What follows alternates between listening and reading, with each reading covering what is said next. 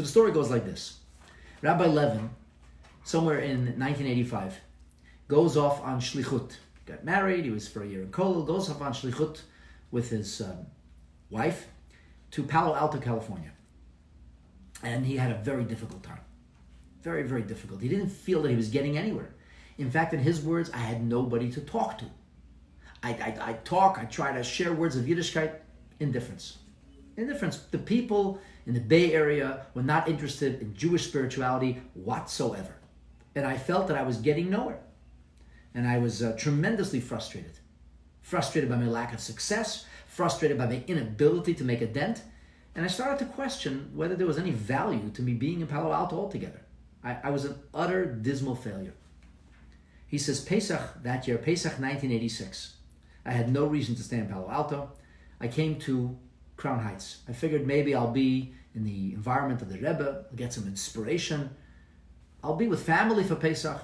So he went for Pesach 1986 to Crown Heights, Brooklyn. And there he was with family, and that was very nice, but the niggling worry about his future and the anxiety about his lack of success and his projected continued failings really didn't give him respite. And it bothered him. It bothered him a lot over Pesach. It continued to eat away at him.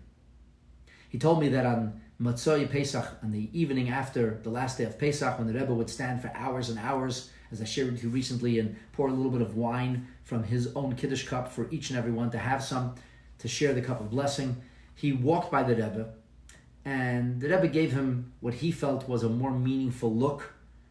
The Rebbe gave him a small bottle of wine, which he felt was a little bit of encouragement, but still he was very down on himself. And he didn't know how going back to Palo Alto after Pesach would be any different than before Pesach. Pesach ends, and now it's the next Shabbos. He's at the Farbrengen, and he could barely listen to what the Rebbe is saying. He's consumed by his circumstances. And he's thinking to himself, before the Rebbe had the heart attack in 1977, the Rebbe would be available 3 nights a week, all night, until the last person came. And anybody can go into the Rebbe's study, and anybody can ask for whatever they needed. And this is before the dollars had started. The dollars hadn't yet begun on a regular basis. And he felt that Rebbe was not available to him. And he thought to himself, if only I could just go into the Rebbe's study for just a few minutes, I would be able to discuss my situation with the Rebbe. Surely the Rebbe would give me an answer, would give me guidance. Somehow things would work out. He tells me, this is what I'm thinking.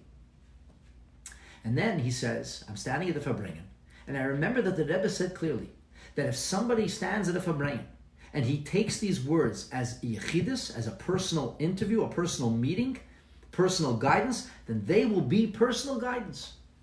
And he says, I'm ruminating on these words, this idea. And he says, I tighten my gartel, and I say to myself, you know what? This is it. This is it. This is my yechidus. Whatever I'm going to hear from the Rebbe now as a chassid, I'm just going to take it on face value, that this is going to be my instructions. And amazingly, as he does that, the Rebbe suddenly changes the topic and speaks words, which I'm going to share with you right now, that are addressed directly to him. Now, how could the Rebbe know what a chassid is thinking in a crowd of thousands of people? I cannot answer those questions. The Rebbe is a Rebbe, a tzaddik, and it's beyond astounding. But I went actually to the I have a sefer, a book in the house, which records that Farbrengen of Shabbos Parshas Achremes, Mevarchem HaChodesh Iyar of that year, Tavshim Memvav 1986. And it's literally exactly as he described it to me. So what happens is, in the second talk of the Farbrengen, which the way the Farbrengen is written down in this book is like a subsection 12. Everything's broken into chapters, about 30 chapters in this Farbrengen. Chapter 12, the Rebbe is speaking about the fact that each Shabbat influences the next Shabbat.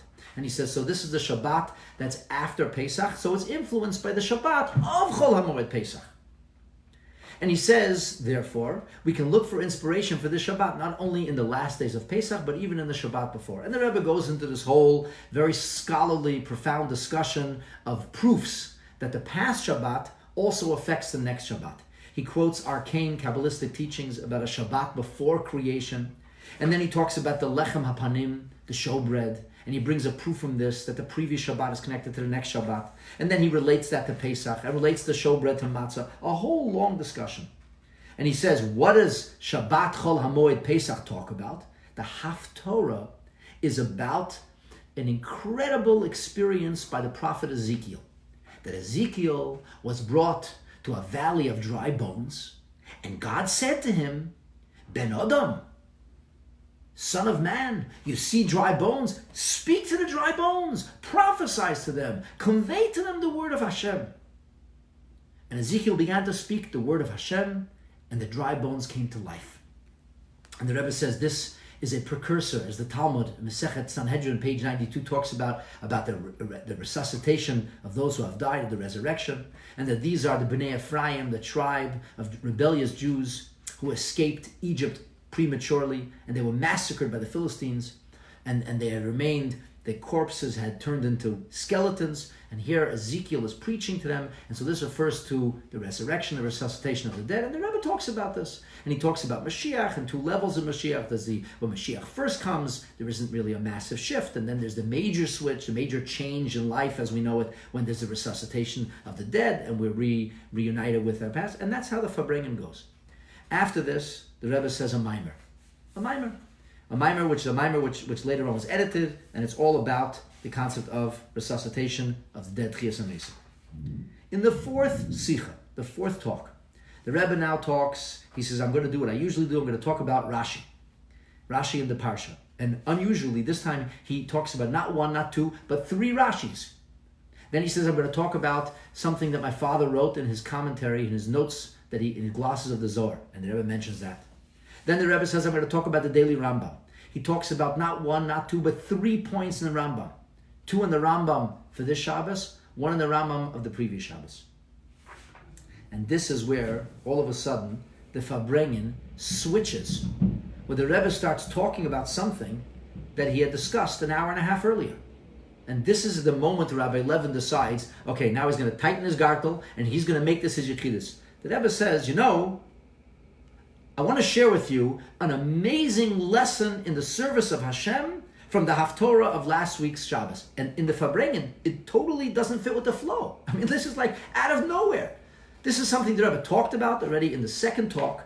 It was developed, it was closed, there was a mimer, there was a whole slew of new subjects open, and suddenly out of the blue, and it's printed this way, suddenly out of the blue, the Rebbe's talking. And here Rabbi Levin says, I start literally to freak out. The Rebbe is talking to me directly. He says, here we have the prophet Ezekiel. The prophet Ezekiel is taken out to this valley, these dry bones, and he's told, prophesy, speak the word of Hashem. And the Rebbe says there's an amazing lesson for our generation. And he says there are people who say, how could you go out there and talk to these dried out Jews, to Jews who are distant from Yiddishkeit, to Jews who are, proverbially speaking, dry bones. They have no sinew, they have no flesh, there's no skin, there's nothing there. A bare remnant, they barely know they're Jewish. First bring them back to life. First, so to speak, build them up. Then you can speak words of Hashem. And the person says, my parents didn't do this. My grandparents didn't do this. So the Rebbe says, your parents and grandparents? When we say Maaseh Avot, that we should do what our parents and grandparents did, we mean what the Torah says we should do. The Rebbe says, what greater Maaseh Avotenu, what greater act of our ancestors than to look into the Bible itself, to look into the Tanakh itself. And here we have the prophet Ezekiel, who is the prophet who's coming to speak, to uplift, to inspire, to prophesy, to communicate with the Jewish people living in Babylon, in the exile. And he says here, Ezekiel is shown a valley filled with bones. What does God say to him? He says to him, share the word of Hashem. Speak the word of Hashem to the dry bones. And here, Rabbi Levin said to him, he remembers that Rebbe gave almost like screamed, Ben Adam, a mensch bist du? Are you a mensch? If you're a mensch, and he said it shook him to his core. The Rebbe said that, a mensch bist du? Are you a mensch? If you're a mensch, a Ben Adam, go ahead, do what you have to do. And here, The Rebbe goes on to say, you're dealing with Atzomas HaYavesh's dried bones. These are people who know nothing about the Judaism. Not only they don't know the ABCs of Judaism, they don't even know the Aleph and Beis. Literally, they couldn't pick out an Aleph from a Beis. They know nothing. So how do you deal with this? The Rebbe said, how do you deal with it? Exactly the way the prophet Ezekiel dealt with it. You speak words of Torah. Everybody you meet, you speak words of Torah. And the Rebbe went on to say that a person might think that it means you choose one skeleton. You choose one lost Jew and you put all your effort on him. You say, I'm going to try to bring this Jew back into the fold, try to give him a little warmth, a little passion, a little fervor, a little knowledge, a little education, and try to change one person's life. The Rebbe said, it's not what God told Ezekiel. He said, go and speak to the valley. It's filled with bones, filled with skeletons. And what happened? Ezekiel did it. He went and he spoke. And what happened? And God brought these skeletons back to life. Legions of people came back to life. And the Rebbe said that the conclusion of the Haftorah, the way the prophecy ends, is actually an empowerment and a promise to us today.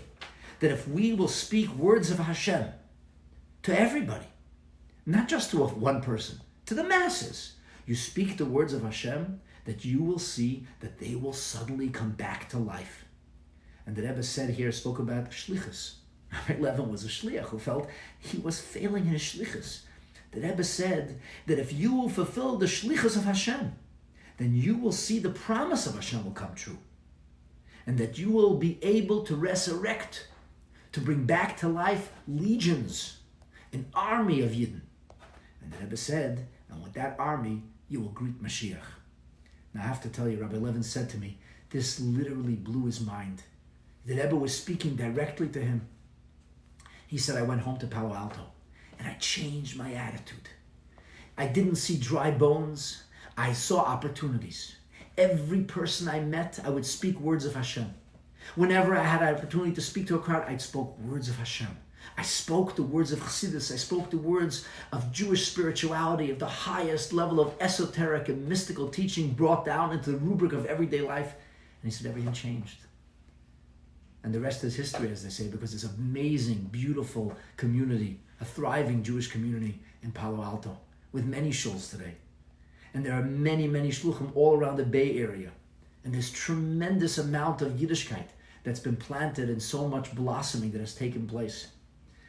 And these are the armies, my friends, that together, every little place where we go, Jewish communities come together and people start to rediscover their Yiddishkeit. And that's how we're going to go and greet Mashiach. It's an amazing story. It's an amazing story on so many levels. It's directly connected to Shabbos Chol Hamoed. And I think it's a lesson for all of us. We may feel isolated and apart. We can still speak